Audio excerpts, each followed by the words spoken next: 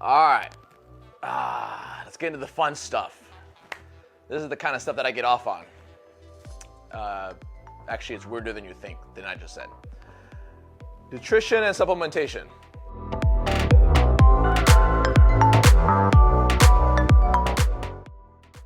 Types of diets that exist. Don't worry about what they're called. Don't worry about how effective they are, right? Because, effective. Let me give you a point. My favorite diets, the highest performing cognitive and fat loss diet that I've ever done is therapeutic ketosis.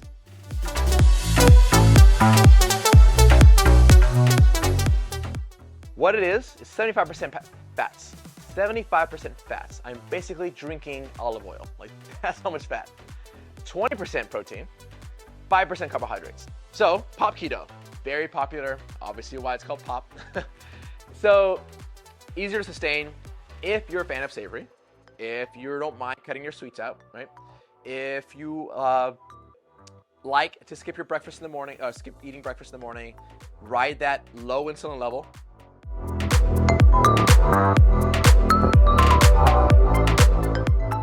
The benefits are you can have more sweets, right? Sweetie kind of types of things into your diet, as long as you fit the macronutrient profile of your BMR, remember, right? BMR is for the calories, and then from there you want to break out into macronutrients, separation, like protein, carbs, and fat. You can focus on those sweet things, but also you can eat more moderately throughout the day. It's easier to sustain. If you're the kind of person who's like constantly always want to be snacking, as long as you stay in that range of what we talked about, BMR, macronutrients, you can do that. People like to sustain that well. People like to wake up and have a little bite to eat for breakfast, and then have a snack after, between breakfast and lunch, and then have a lunch, and then have a snack between lunch and dinner, and then have a dinner. Like, you can do that.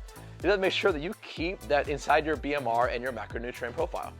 So it's a little trickier in that sense, but so much easier to live a life. You can go to the office and eat whatever is in the office, right? You can go and after work and have that drink maybe not the drink. The alcohol is a different category of stuff. We'll get into that in inflammation section.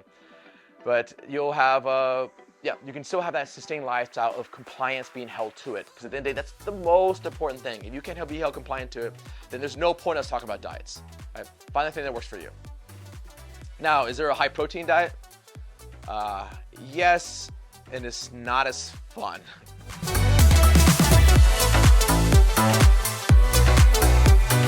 Keep in mind, the most important thing you get away from the diet section, I think, besides compliance, is going to be that carbohydrates and fats, right? Bread-like products versus, oil-like products, I suppose, are both energy. They can be broken down into energy very quickly, right? You have kind of glucose over here, you have ketones here, eventually all of it up as ATP, adenosine triphosphate. Is that right? Yeah. So protein, however, it is not an energy source. As I mentioned before, your body will turn into glucose, but it is not designed to be an energy source, which is why it's so hard for the body to turn it into energy. And people who consume very high amounts of protein, I know friends of mine who are bodybuilders, strength trainers who just such a high amount of protein, there are a couple of things that happen. One, their moods are shit. This is a complete hormone imbalance with the amount of protein that they're consuming, that they're not consuming enough energy behind it, so the body is constantly in a state of gluconeogenesis to make energy out of protein. And the other side, and this is gross, a lot of gas.